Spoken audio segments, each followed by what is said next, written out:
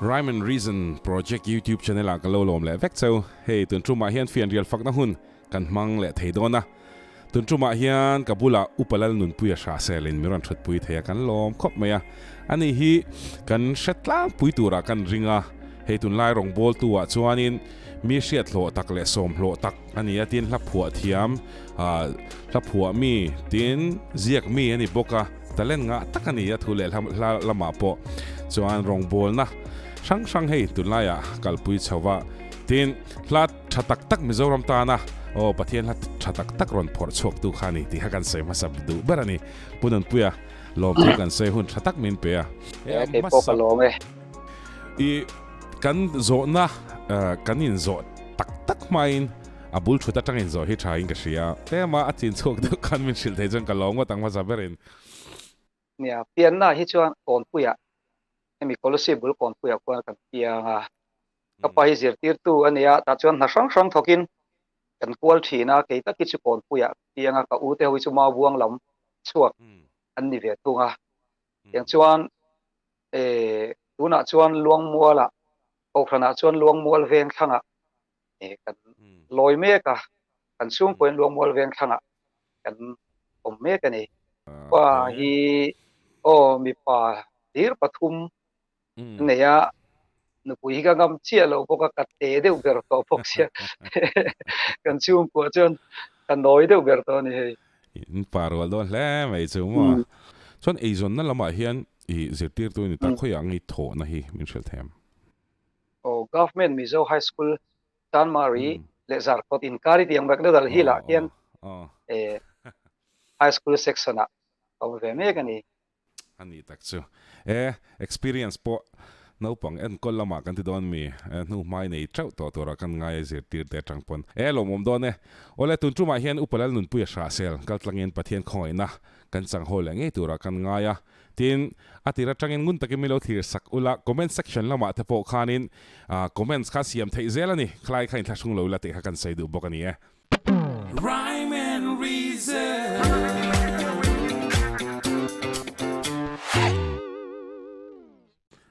amma saberin punun puya hei nia niching khan kan soi nual to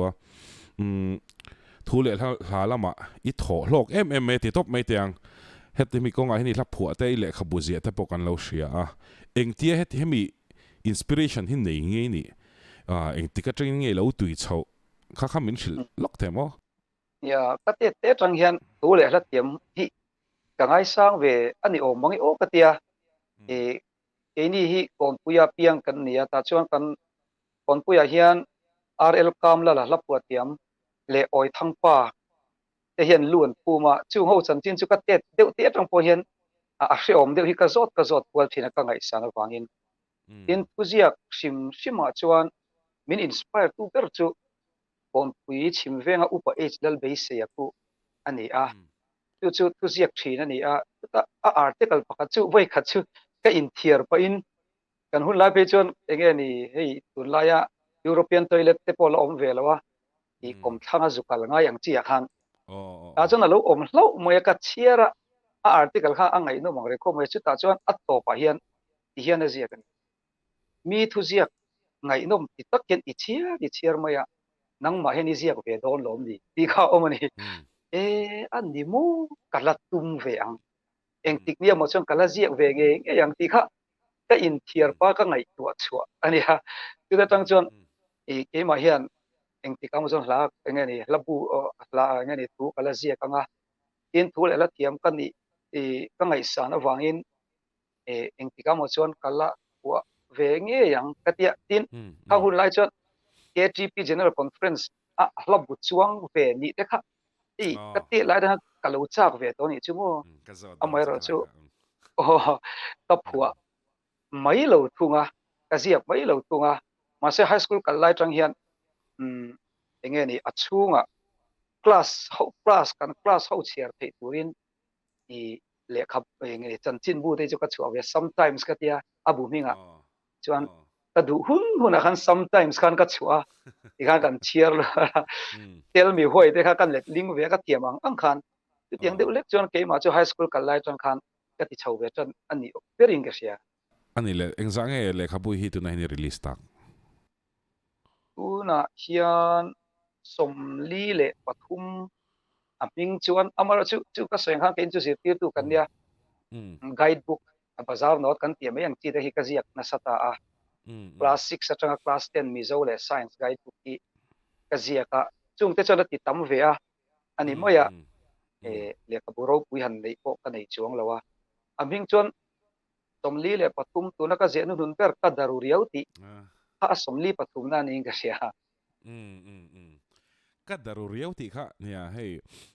กันเราเชื่อต่างกันตัวนั้นเห็นเลยตัวเราอมเฮลักข้าฮิตเรียวแม่มิงค่ะมันสองตะกันตินที่เสียชันตัวเตะแต่พวกค่ะหันสวยเจ็บเต็งขลายเตะค่ะจูเนี่ยตัวนั้นตะเคียนอีอาโซเรียชุดเละกันตุ้มเมกะให้มีทลายเละลีโรลีนะอันนู้นนะโซนะอันไหนไอ้ตัวเตปนโซนะกันไหนฮิสมีซิงหันสวยลุตุงกำเหลวเตะ local level ก็ติมวยเกมาชวนจุดเตียงอ่างโซนะจิช่างกันไหนชานนะตัวนี้เปล่าก็ดูเรียวที่พวกเขามีปกตินะมีรอนโฟนะมีรอนเด็กนี่เบียอุ่นปุยกัดดัลลุตุก้าที่นี่พวกเราที่แต่ชวนอินคอมที่กับปีเราลุตุก้าที่อินคอมทุ่มีก็จะคอมจุดคอมไม่มาสักแค่ไม่อันนุ่งเราตบเอาวัดชาวเวฮิก็ที่เจล่ะอีมาฮิก็จงใจปุยอันนุ่งเราว่าตัวจะตัดดับตบอันนี้ไหมอันนี้อีจงใจทีเดียวแต่จงใจว่าสักก็จงใจเบ๊ะเอาวัดชาวเวฮิก็ที่เจลเสียแต่ชวนที่นริมตาอีว่าร้อนตากเราเวมินก็ด่าตีเพราะอันเดียมาเสจุดตะกะเลาฉันนะจอกจูเอ็นเตอีปัดอีมาเนี่ยเห็นลมนะกันจงก็สลุตุกชีนะกันตีลมตัวเปล่าจุปัดเทียนเนี่ยเปย์โลจุงอีเดียค่ะลัลฟ้าลมตานตัวนี้ไงเป็นปัดเทียนน่ะลมตั้งกันผูไล่กันเบี้ยกี่จูอารมณ์ท่วงอ่ะ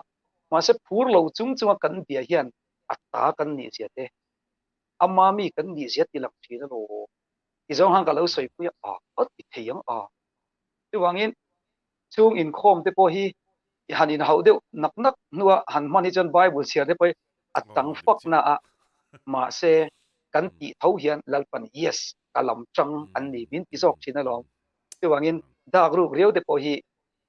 ลัลปาลักชวนลัลปาลมนะอันนี้เทก็ปัญญาตีเวลโม่จุดที่อังรินเวลนักกันในอังจีชานะที่สุอันนี้เดียวเวลไหมin rhyme and reason tu siak te po ti tem chu kal lang heng he nia in program hi kamang changkai theilu to กันวันล้อมแต่แรงแฮมก็ดารุเรียวติค่ะเนี่ยแล้วเชียร์เรากันหน่อมชวนให้ก็ดารุเรียวติค่ะเราเชียร์แรงเงี้ยเสร็จติค่ะกันใส่ดูเพราะตอนนี้ที่ชวนละมาลุดไตละปุ่นปุยลาฮิเฮยผัวเจ้ามา Song of the Year ชาโซลอวอร์ดแต่ปกขันข้ามารวดที่ทัศกกฐินลุงอานุงติแต่ปกขาอินหันละก็เสร็จจากไม่ละผัวดานที่มาสับเรื่องอิงซาเวลเงี้ยลาฮิผัวโตที่ก็เสร็จจากก็เป็นช้างล็อกเทมก็เราเชียร์เชียงชินแล้วก็รับผัวใจหินอันน้อยเตะที่อมเวียอันที่นั่นจังนี่กัดเล็กๆที่พอมาเสียหลานนี่เสียงเตะคอรัสกันนั่นเตียงจีเดียวเตะปกขาอมเวียจัดช่วงซาเลซองเลที่เวลเดจุนี่โตไม่เก็บโอ้ก็เทียกับเราเชียร์ไหนแล้วว่าโม่จัดนูฟ้าเดจุนี่เวโตมานะเราปุ๋ยข้อมันอันนี้แหละลาฮิเตียงกันติดเดาแค่เตียงอีผัวชินไงดงชินปะเทียนไหลบิกินอักปบมาชวนโม่ก็โดนจ้างเอามานี่เจ้าการิลรัวรอนก็หันเสียไม่ยังที่เดพอฮีแค่ไหนเวียไม่รู้จู่จู่โซลฟาเตกัดเทียมเล่มหรอว่ามิวสิกรีโมทโปกัดเทียมเล่มหรอว่าก็ดำช่วงเห็นปะเทียนตันตัวหมดตลนี่เวฮิก็ดูชิมเอาไว้ปะเทียนนี่กันดีลทีนี่ก็มาชวนโม่เองเจนไงกันดำโดนก็เสียแล้วว่าแล้วป้าเองติงไงลูเวเปรินกระจายเทียมพวกเสียแล้วว่ามิวสิกกัดเทียมพวกเสียแล้วว่าแต่ฉันเองนี่หมดปะขัดตลนี่เวฮิก็ดูเนี่ยกัดเทียแต่ฉันหลายจู่ก็เสียกับเวทียงวินจันปุยจวงกัดเทียจุดเทียงก็ดีลจู่ออกมาอินอมเขาเนกก็เนกพอให้อมเวพวกนี้อาจารย์จู่ให้โดนรีโมทตัวชวนลูโดนเร่งเทแล้วว่าอินกันตรงตู้หัวตู้นี่เราเสียละรับส่งหัวตู้กันเชียนเทียนให้จู่ก็ลัลปันบินเป้งเงี้ยนี่เราคบไม่อันที่เราว่าอันริลรวมขันเสียกไม่ตู้หวังชวนลาโปฮีปะเทียนเห็นกันทีละงะ kan thei to kin kat tanga chu wangin kan zia ko ve turani i zong hi karil ro om tel ko mo literature campaign vela min song ve tumte po hian e mai chang hlap ko ol zia i egani don kher turani chuang lo don po atha don kher chu kan nga chuan pathian lai chuak lem don lu tuk lalpan hlanga lowang chu wangin deal turani a room te nen deuh engeni mani pen tuma thei to ka fight ve turani tiang zong te ani thia tin ke chu mi sermon atang te hian ema du zong hen ka lo kuai thina mi sermon atanga la ka han siamang chi te mo tu thu soi lo nung so ka mo tang te ka han chun zoma ka siamang chi te po a om ve pau mai bo zona thata ka ne kha tiang khai thil ran share kha kan lok pui tu ra ka ngai viewers sam tak tan de tan po chon i hla hi nia za chuang i nei to ta tin khai kan lo hranwal to album collection ang ta pon yang chu ila du ho hi mina shilte nang mana I du ho shim a vai kha chu ani do vek do na ma se eng mo big hi om ve thin ka sia chu nga ta chuan I du ber emo ila du ho ta zinga a top 5 em ta po min shilte mi la pu to a ka du nia ma kan pu toi chu kan du hi chu ni deu zel mai lo ma tung zinga chuan ni hei maru ati hla ka thin lunga dum ti te mo e ma chu ei ka din huni ka thini chu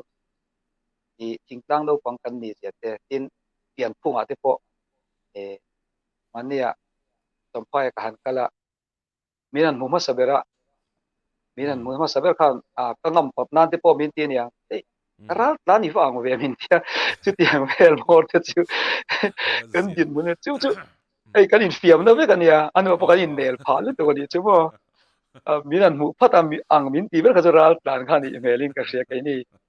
anan phoi de liai box ya chu tiang vel te ka ngai to china ma se pathian fa ka in chuang thin pathian fa ka ni hi em mà chân cái là đủ top thầy lâu đi chứ mà em mà ni lâu pathian fa kha I noida in kala kuma felana asoi kan identity mo FSC bung khat atanga in ti te ka lo ena khang te ko tha ka te pathian fa kan nia aro lu tu tharau tiang lim branded anti lai te kha ka lo hlok puilu to ni chu chu wai marot illa ka in chuang thin pathian fa ei chu chon depression lagate stress lagate min chandam thidin ka siamo ta din hun kan lian kal lim thin kal lom thin ni chu ya khan hei soi du chu atam pia win keringa chung te chuni se tun na hian keima min khoi thar le ve deu mai la chu I alar po alar lu tu lo mai te asiat poi se ker lo mai te amen ka pe lo thei lo hi tu lai chu ka du thar le ve ta be ni chu mo tu la chu atira ka chuan ru ti khan sa achumi nuwa Stacy te ho te chong te pas chong lai pastor bial mai te le mi dang hian a life an sak te min ne le te khop mai ni I amen ka pelo pathian hi chu eng angbi po ni la eng din huna po tingila pathian rong bol tur hian in sit le thin ma ila ting lo ma ila a khonga ina ka mu hian amen ka pelo thelo tun lai emi ka du zual lai chu I achang top na lai hi kan chiar lo nga ka denga nge len te ka denga nge I thuin ka dayanga ka dai tuk zual zelang lalpa ka du berte ain ka thang to che a ka sun to ka dam lai nun zong po hi ema po ka du thar khop mai ani chawen lalpa ka dam chung toy te han ka tin lo na angin I mangai na ro pu ya wang hian ka dengang len te ka denga ka dai tu zual zelang ta du ber te ain ka thang to che tilai te tu lai chu ei pathian ka fil na sa ni chu te wain athuna na chuan pok kupi ni ma ka lo ku ne ita ka ni itu ang mizel ro se kong har sa le ral tri po ni ma se amen ka te ka pelo thelo chelal pa amen ka pelo thelo che ni tilai hi tu lai chuan ka du thar ve khop maya ei rong han bol hian tar tin mai pathian tu soi tur ngai tu hi a ha thak ve ang reng khop maya chu school a zir tir tu kan lo ni poka kar tuanin tin ko khana le til da kan lo in pang tel poka tang chuan pathian rong bol tu te hat in sit pa ka ting lo ni na te tin pathian thu sir mi kan lo ni lo fa kan lo enge ni thiam tok lo ta ni a chuan har sat na te a lo om thini chu ma se lalpa ta du ber te ai ka thang to che mo hei hi chu space ka nei pui ni pon I thu hi nangma fak ki I chan chin chu thili stress ka nei pui anxiety ka nei pui ni pon ka thang to tho tho che chu wang chan I rong ka bolanga amen ka pelo thelo che ni lalpa ti tun lai chu ka ril ro hena omani chu ma tung vel te kan sei tak de mai mai alo om lutuk ngot alo om lutuk ani le ni china isoi ti rai sai general conference la bua I enge Islanda kha kha ending lo don son ti ka sha cha khop me ti ni china ka en thua ka chu nia la christi ke ni hian kan la hlut pui thiamin ka ria ma se kan naw ta ho hian sha thiam ngam o a hlut na lai hi ka thiam mo ve to kan la ka sei du chu ril ru kha ka sha cha ka ni khala ka mo khong mi do chen nia sa ka sha su la ngim o ka te sang di so atang khan mani conference la bu hen ka la bu hi ka la hi an lo tel ve a so is ko le mo felo mo tarwa min siam ro mulu kol te turin ka asa per mi o pang ka tia chon chu min nuwa chon ten an tel ve de zela tu ahla bu ma sa khan tu na mi ma che khan palli tel tu nen palli alo tel le e tu kan no pan lai ta ka dream kha alo theng di ka ni chmo ka be safety lam ka be safe phak ti lam khan min ti pui tu ka nei po ni so o lal pa ka wa han lo ka wa han tim ka the I soi mai thei po ni lo chu kan lo tum ve ran emo kan lo chak kan no pan lai kan ngai san te ai khatiak ang hla bu chuang han ni te chu kan tan chuan engai kan masterpiece tuk ang ve kha ni chu conference la bu dei kan gai sang bok sia mo ngan chuang ve te chu ei ni a chuan lo om takani te karil ru chuan thi to mai la hei hetiang ho thi to mai la om ve to tiang chi te khai om theng rum ka chan chu mi thia ban tam lu tu mi than tam lu tu khang kara alo om ve ringot ka ngai to khan mo kan tui zo tak lo ni ne kan alim om pe tu mai patien ko ngai na ka zo chak cha chu la phua tu la phua train ni angin I la satur hian eng ang chinin nge I thang nge ni ya I va som nge ni ya a nge rem hi pedeu top mai kha lai kha I strict dan chin te ning chu I ro dan chin te po ning ka min lo share the chan I mar sim sim ka lai ka ro vak lo ti ve la mo adu tu hian sa sela ka ti amai ro chu pathian ne na asat tu ri chu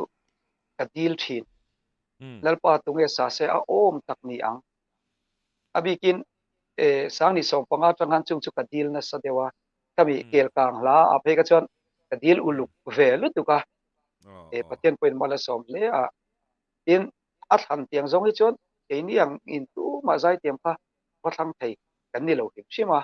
an ko ngai na vadila min sak sak te pati bai tu zo ka kha kan ti a amai ro chu pathian he na kan an dila ril ruwa lo lang te oma kan han soi ro hi chuan rong bol du theu kha min lo dong song tiam thin khop maya aso om tak te poin an sa thinin ka sia a in kan than ni chia lo I nei lo po tiamin han dil ve sim de po ka lo nei lai ni chuan ka pe ve zel maya in soundtrack te po hi ke ma chuan pathian rong boli ka du ber ne ka tia an u yem poi ka sela ka nei veang hi chu ka lo sem ve zel mai thi da mo yang deuh chu ani ver mai ke ma chuan ani tak chu ani le ma chop enge tiang la ma in tu na ma chop enge nei angam project kal lai te omem nia ti kan tum na hi chu rei to ma se chu kan soi an tu soi le enge ni PLC ka tri kan ni kum ti ha lo ni ve deu wang kan doi kan ti chak thelawa April ho deuh ti plan an neya khami worship program kan an tiam chi ke ma ni pathian ni hla min han pek ve te ti chole tumi chon ma chu kan lam he ka la te po kan han selection ve de wa ta chuan eng ti ke kan ti thei chiang ka selawa tu chu ni rong bol na lam hi hebi tu soi lam hi lal pa hian mit o na de uri mo ni ka tiamo tu na hian pathian khong ai na zara inrin ni le pathian ni le tho tan za ni chu October tha tengi ka full ve enge mo ol pakhat te lo om zaw ani lo chuan tiang vel chu ni wang chuan enge ni tu tar to pa enge ka soi liang ti deuh ngat ngat kha angai wang khang ema po ka kal chak thei lo mo tiang vel chu ania chu wangin kan ti chua thei hun tur taki chu ka soi thei lo amai ro chu zai tiam te po kan han ti ti ho chana ik te kan tiang ti te tiang chuan worship program man kan tuma in enge ni le khabu hi kumin chunga kema project a hen ei thili thiam lo mai la ma se project ne nun hi nuam ka ti ve sim sima e kumin a hian le khabu pathum ti chua man ka ril ruwa om ve de ni chumo ma se ke ni ti chua te chu mi tiang khap phadon chuang lo ta tu la hian pakhat chu zo ka ne ya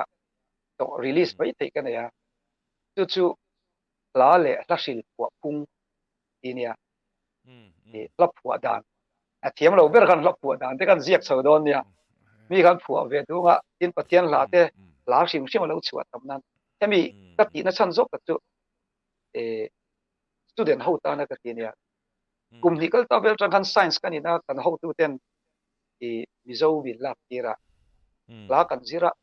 ma se thiam na tak tak nei tu chon an phua thiam angai ka tia ta chon la le la sil phua pung ve li ka ziak chawa chu chu an ma ni ina an lo in chiar zawa poetry te la te an puat tiam na turang ti hi te hi kar le chho te chon kan ti chuak thein ka ringa chuan an tam patni ti asiak zo de tur ve ve to ma se en non kala dua pakhat ti abuming tu ri kala nei lo ve ve a i ka paper present thin ho hen homosexuality chung chang te ka them to in ka zero ve a pakhat ting de tu kan hei tu na po tor pi pastor biala ka zero ho do na chung ve chu homosexuality chang te chung vel ka da khom na le kan ram e chung chang ram mangai na lam til te enge moni hi bukhat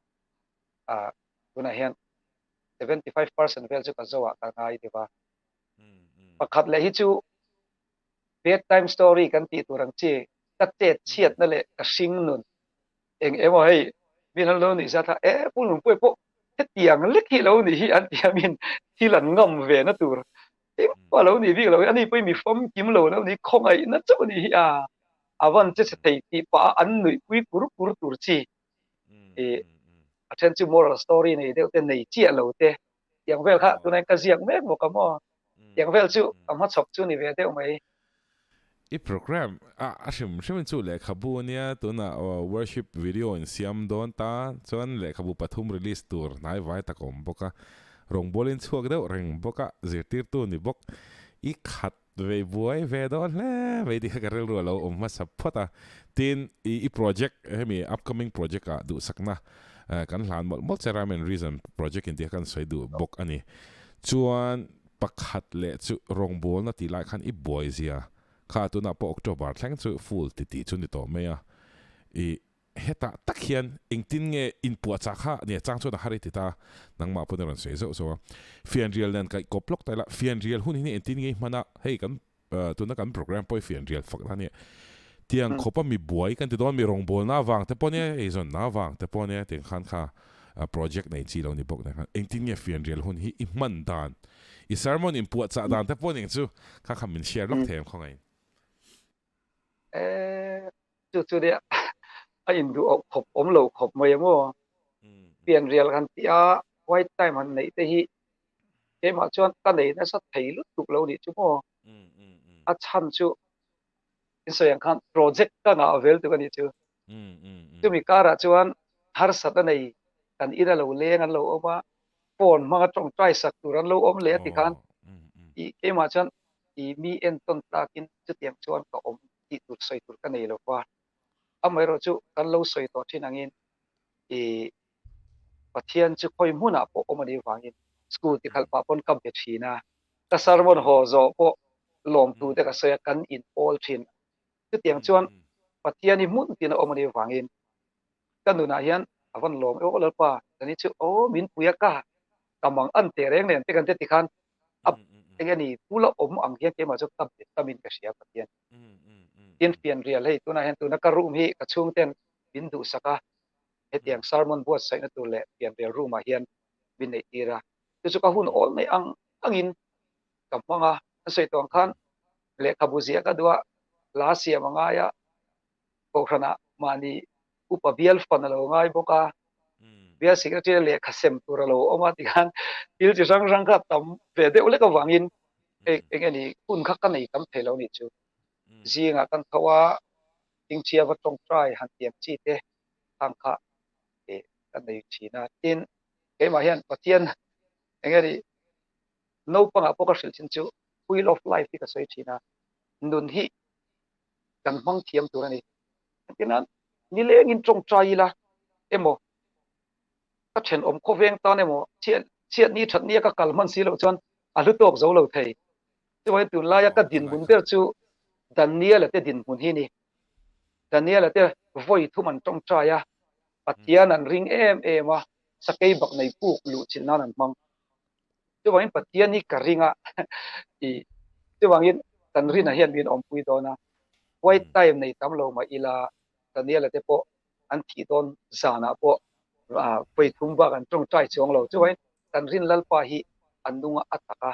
ta du angin ki tam te lo mai la min suai thawang tiang chi ngai dan te po ke ma he kan nei tel ve te mo thalo tuk rungot kain du khop lo khop mai te ma shi ma chu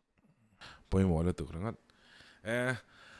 alo ome kha nia ni ching khat kan han soi kol de laka fian real chung changa khan ya I helaya khianin mi chi san in ran soi to fian real hun ti te na punun puyaran soi ran share po kha kan man changkai tur tak ning ka ria tin hei ama rong bol la bi ka nga te le til dang dang a on boina chung changa pathian na pon la te poning chu ran share cho the lo mom khop mai ti chuanin hei zirtir tu nia ni ching khan kan soi to nia McDonald hi la chho tlan chho ve reng don ni tin de tho khamo tun tiek zirtir tu nia ka zo du chu tun lai hei no pang en kol chung changa hian experience engom mo chen kha in ei lo thei don lova ta hianin I Christian nun nget kan nei kanin zirtir zela tura hian hei no pang than chhonan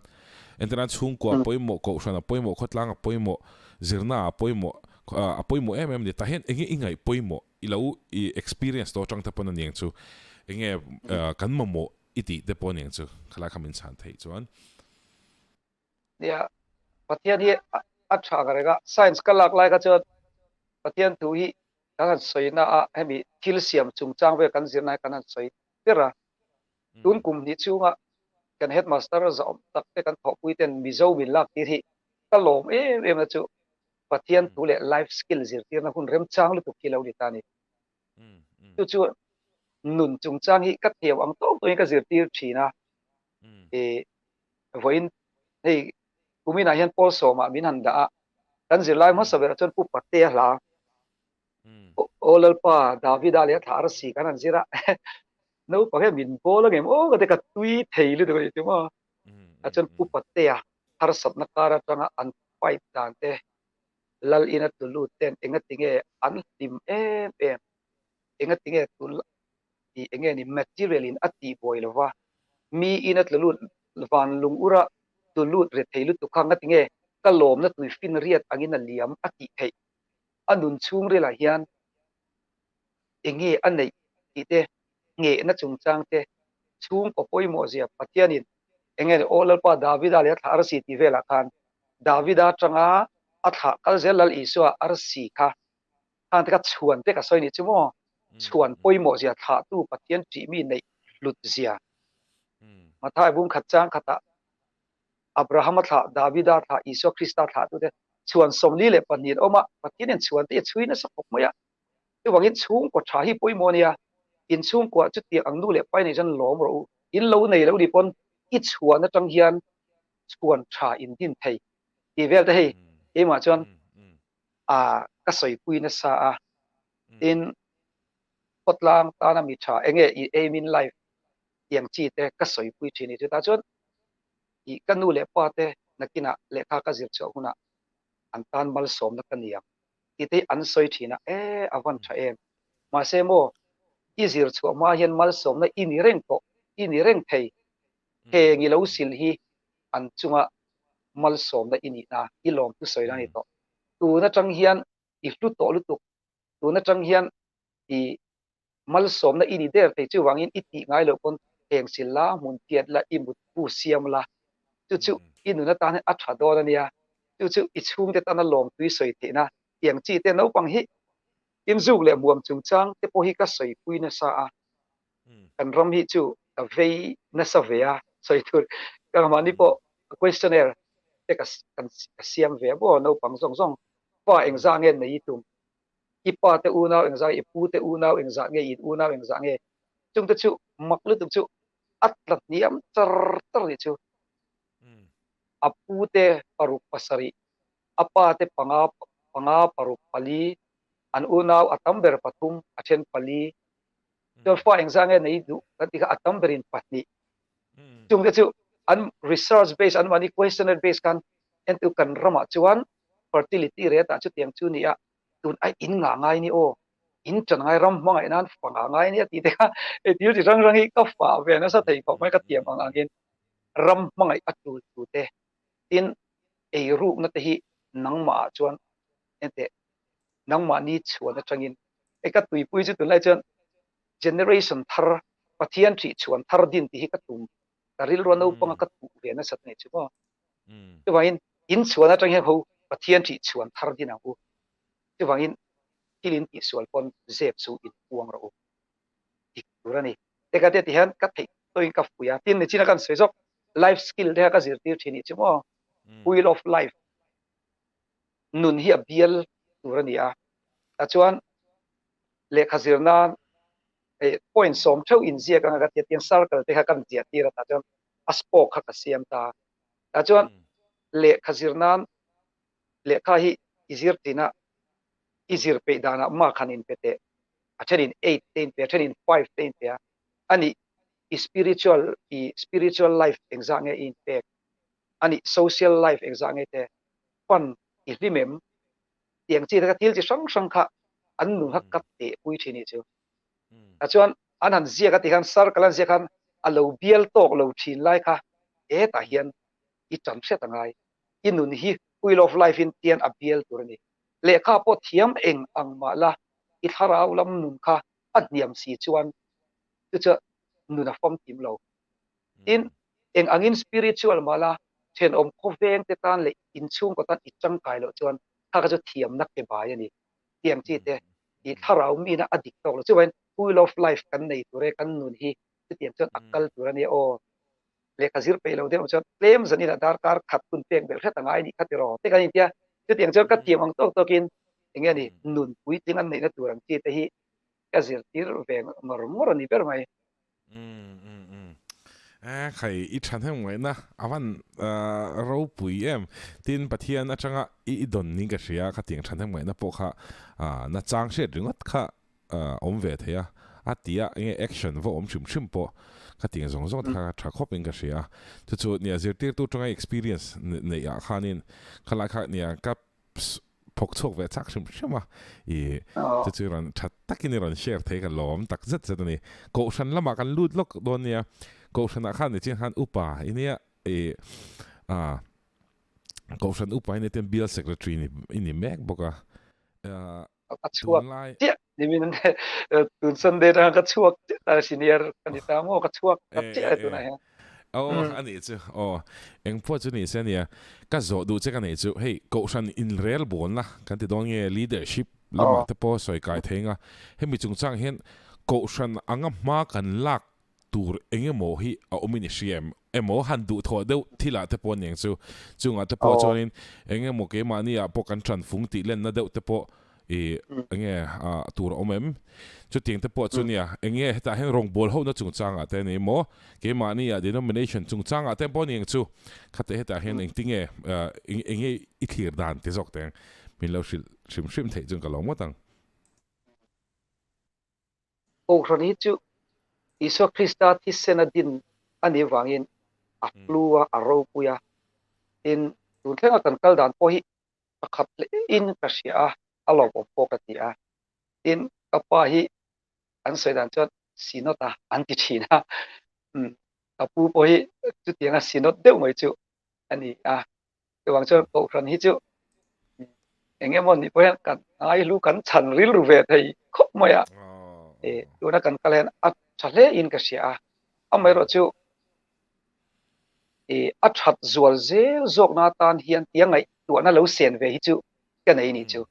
achia emo kan kal dik talo ti na lam ni lovin enge tun aya thazok hian kal dana omangem ti hi chu ema po ka in zo tami te po ka zo ve fo thi ani chunga chuan tuna kan kala hian ema chu leiro le thalai lam kat tu yawang hian child evangelism hi kan thiam sot le na tun hian war apoi moi ka siani tuna kan ram din hung kanen hian hoi ko ran o hian kem poi kan ti lei thei to meu lo ni chu pui ting hian o kanan ti po hian chu ta chon apui ko moi han tiang hi kan nei tem tial ani in sual nu te han tingot taila uitlen nu hi chon mishing nu hi in change har to lu to ka antia hey psychologist patient kum som tum kan ti to pe chon mishing hian kan chin than te tha ka har to tia chung hun la ya no pang hi an no pan lai an ril ru achak lai le change an ngai an nei thei tam lai tak maya pathian thut takat tu pathian thut takak kai soya nget man tura siam hi karil ruan lian khop maya chu ko ran pon kan ti mek ani chungin tun hian ko ran tin hian budget da kama poi moi ka sian chu ke mani loina ko ran hi an pel khop maya kan ko ran foi tu te antira cheng noi khat tiam chi te youth summer camp te kum tin kan ti thini chu no pang han cha thei lu tu ka chu ta kan tum ter thin chu suan na tim thei hi no pang ne so kan tum thini chu chu tiang chon lim ta ka hun mana ka tiang so ke ha kan tum thin ko ran zong zong hian ngai tu te la rau lam dun so hian an hian kum khata budget engza nge kan nei engza nge kan da child evangelism hian engza nge kan da hi ril ro tu la ju zo na omani chu entiran building ate biat in ate le enge ni ram thar ti te pok kan da tha nem tlam pui mai thei ma se pathian ni na angai pui mo ber chu mishing ani material in mishing angai pui mo zoka minung mishing hian budget da ta mai kan mi te zo ram po kan nana sal tu ram thim kan ve yang che hian kan mi te na me ku ve ya mishing chan chuan lam le so nge na lam hi karil ro hian alian deuh le ka ta chan child evangelism hi tun na sa in tun lim om zo tun thazo hian alpui dan zon chua oi mo in ka sia tu lai chan sei tur tam ta ko min ka ringa i se zok de nga hei 414 windows anti kum liatra kum song pali chum ti pol enge ni nun thasiam na pol ang chi te po tam khovel kum huwa wa po mani helai hian no pang song he na ko nga hian tun na sa hian kal theila ta du ko ka tin kan in khom chung chang hi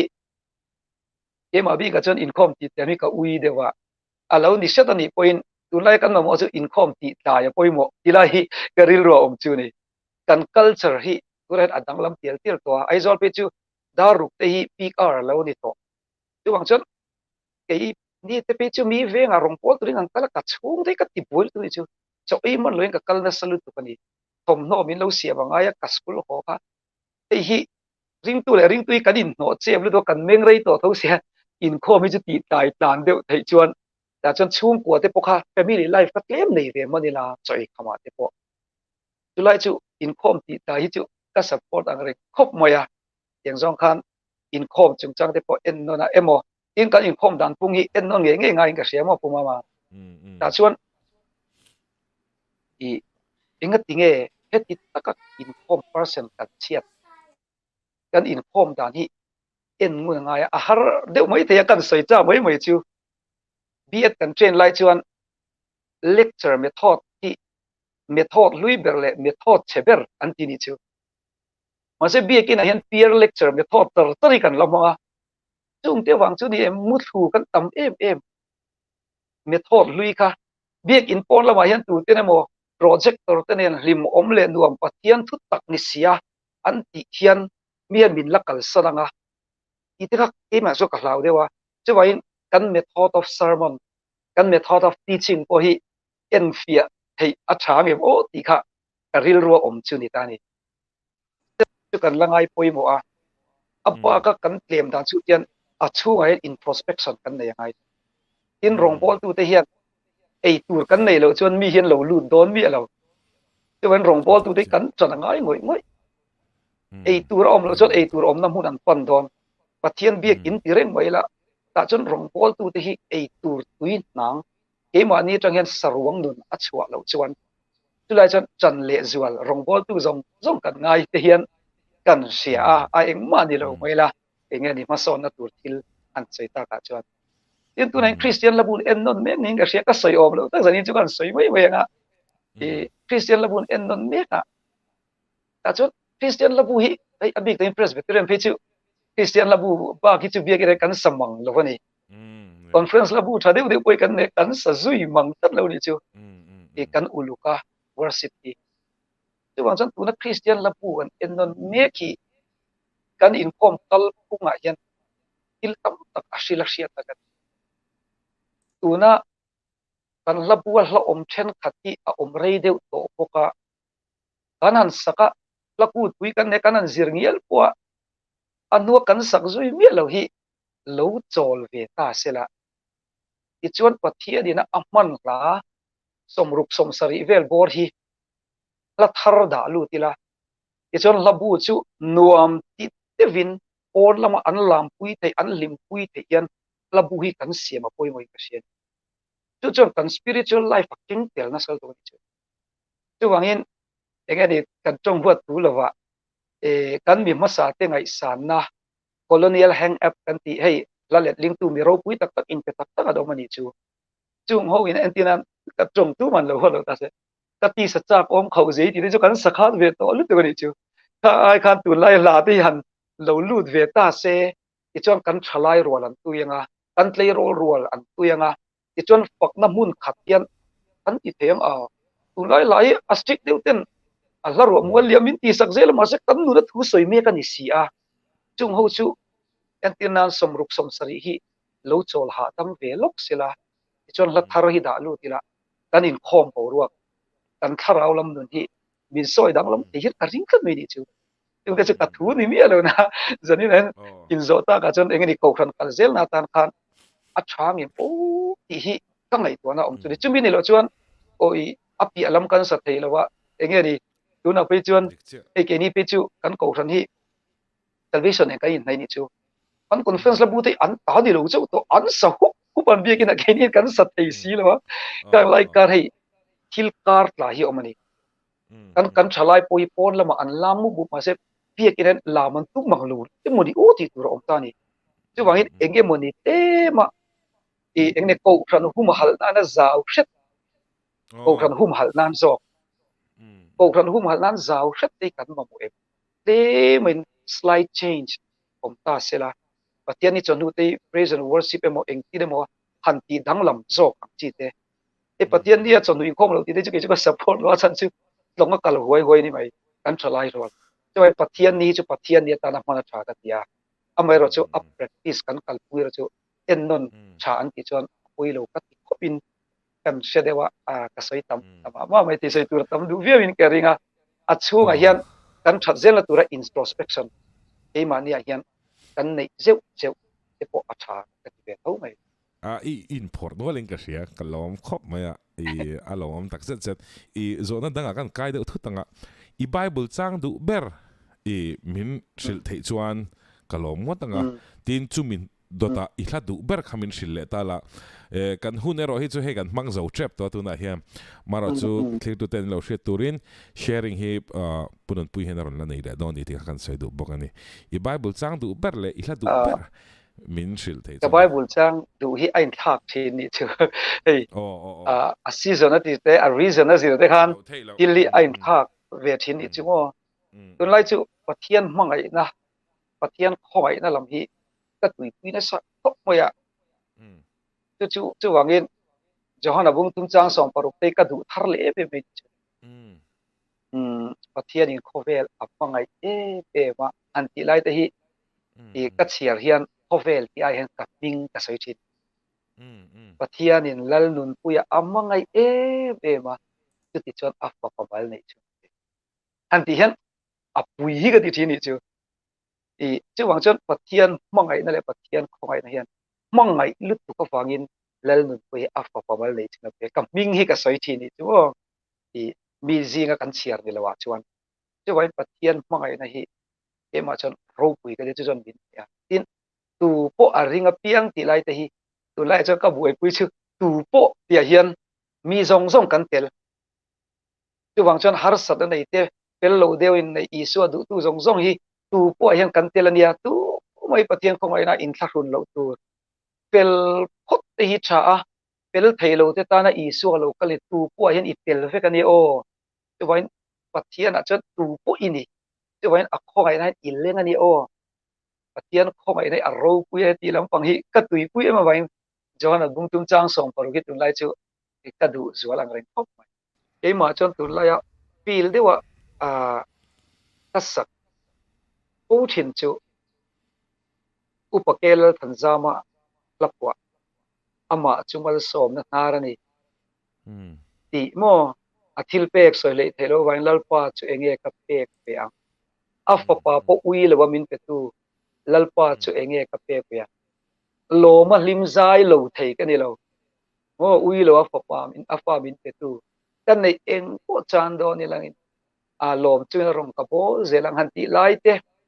a he hian tu lai chu min ne ang reng ko mai christian la bua chuan i pathian hi awan thai o amma hi mal som na nar ya tin tu lai chu isu na kina sharing ka so nga chu amma chu mal som na nar ni ti hi ka fa de po ka mal som na nar dang hi om lo amma hi mal som na nar chu te wain kan dam lai kong chu chawa amma rong pol hi atta kom per at chaper tuangin atil pek soi lei thelo wain atil min pek hi tamolom tro puma a khoi da min pek te mo mal som na kan doni chiar to ni la chiar tu ya tam lu tu ka in christian la bua chan ka du tu non toi te kan soi le chu ka pat zong zong chu i suan min tak sak ti te hi ei kal pai ka satin chu ka pat zong zong i suan min tak sak pathian khongai na zara ka ba atlak to isu krista hen ti te ka du thei ko pa sa yang du to ka palan nu pu sha sel kan lo nga le le mem trin rhyme and reason pe chon a bible chang tu ber tun na ya ani so le ala du ber te tu na ya ti zel teng nakina khain thak le thea kan han sha thea lo mom khop me o le kan hun top lam kan lo theng don ta der me he punun pu ya chunga lom thu kan soi du ni china tir lama han ka soi to thawa I hun nei lo zia hun nei lo zia chu kha kan ria a kanin komna tang khanin lo sheve kanga chu ti chung chuan zanina hianin hei hun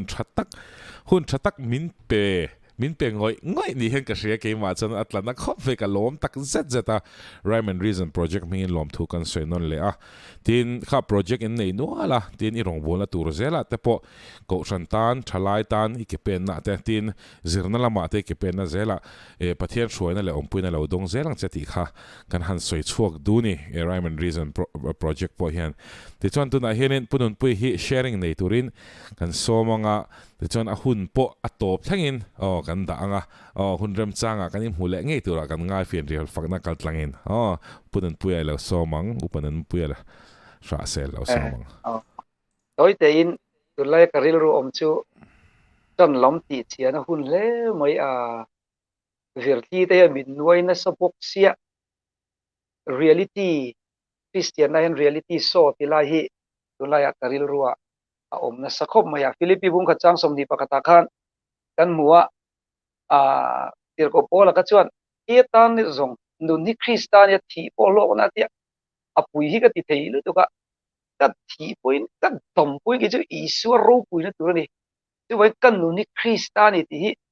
so na sat tu lai chu kan mo le zuwa le mo ti hi ka ngai tu na a omani tu wangin zanina ka rong wol pui ti tu zong zong te po kha kumin chu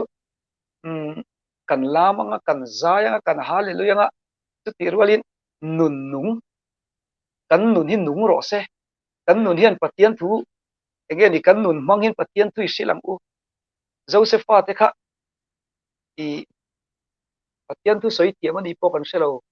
ma se anun kha anung kat mai ni chu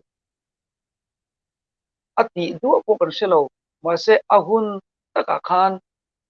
i 6 month angai huna khan anun kharon nung thina in do tan he po khan lalpa nga tingi va fer lo ve ti ai lalpa tha min sedon pathian ro man nga chu tha nga te jela te khana lu ui zel moya anun nung lu tu ka pathian nga da choi ka nga ti chuan an soi cha ka chu anau pan lai atanga som pasaria anu le pa tu alo oi trau tra na le pathian alo bel fak na kha alo tang kai lu tu ni chu chuan chu ta tang testing adong ta som pasaria tra som tum chung kha ti du da na a u te du lawin kor kur ma tha kin median nen sum donga in potifar no puin dik lawina pu arsana kha atok lu tu som pathum chung kha Josepha kha engeni atuar ni chu harsat na sang ane ya ha song pathum chu nga harsat na ator chu athena than chu ate te tra song pasari a ania anu le pa zir tina le pathian tua alo into ke ma man na khani chuwangin ei ko sana i Sunday school kan kal le kanin khom thi di a alo tangka em me chu ta chu song pathum khat tu engani ti mang an na ina omani ma se pathian ring tu te chu an rin chan lalpa ni te ero chu pathian an lo sik khop maya ta chuan som tum an pil chiatang khan paro ina chuan lal ber dot tu na mi ro puilu tukin pathian e choi sanga za som adamani chu ichol kum za nge som riat ro rel zanina hian engeni inuna lalpa ngat nge nangma ring tu te zo ki ngat nge kan che chiat ava fer lo ve ngat nge ka si se lo ngat nge har sat na kan nei ngat nge min lak ken sak lo ti zo nei lo nei ve mai thei Josepha nu na chang Josepha timeline na chang hian zanina kan in cha du chu anun khan nung e ma patien khan mala soma chu parwa sarkara lal ni tur khan jela tangin patien khan rem chang asiam sakani when yan idu ang le itum ang ilawla ni chia lo ani point lalpa nga ro ati thon lawang te atan puyan te nun nung lo nei la som pathum se om kha som riat ro rel a rel mai ni lo kha pathian ta na mi pakhat khan inge ti kan ti chon sari chunga ai kupta mi ring lo mi tang tam tak ti tur chan dam tu ani chu mai chu ni lo a u naw le a pa te zong ta na ei tur buat sai tu alo ni the ni chu wang chuan min lo tir tu te zong kan cha ve chu the power of one mi pakhat hian ring tu pakhat hian change siam na sa thei tu ring tu pakhat hian danglam na siam na sa thei tu chu wangin nangma kal tlang hian pathian in midang ti van nei na sa sevan thadon nun nung lo nei se lam u chu wang chuan mi nangma wangin be se na nei tur ten la tam i tong china wanga dam tur ten la tama mal som na nei tur te an la tam ani Josepha timeline i lagin har sat le lung ngai te buai na te ingemo ilola struggle ani pan lalpa tha lalpan min la opya lalpan min la shoi don lalpa khong ai na ka chunga alola thing do na ni ye i nga ta chuan lalpa chu ngak la i ngak so lawin ka tat mai ni chu chu wangin lo in ti chakila nun nung thang thar Josepha kan ramina ti tur ram mangai tu pathian mangai tu hei nge hi ni an ti thei turin u pathian le ram ta ni rin ommila itang kai zelang ka soitang khan Josepha pathian tu soi tiam kan selo pathian tu soi tiam lo mala ini tin na a ini tin zirlaya ini tin nuna i irin chuan chu pathian tu sil na ro puilu tu kani Miriam iten lama avarn ro pui em kan lam zelang mase Daniel te an lam kan selo mase an voi thum chong chai na mugin an rin na faith magin sakei bak nei pu an lu chil chu tiang bi zo thalai chu tamila ho u generation e kan chuan kalme khi pathian khongai na zara ram thazo zo ram thazo pathian ram thazo din turin in bua sai thar zela uti in kan in som do a tir ko pola angin u nun tlang e tan zong nun hi krista thi por hlok na ati angin ka dam chan ka identity chulal pania chawai ka thi point ka dam point lalpa ta kani ise turin kan in cha dua pathian khowai na ro pui hi sot pui nge ila midang ten lo sot pui boxela awa thadol em pathian mal som na lo chang ve kang cheu a kha kan sai ti tong isela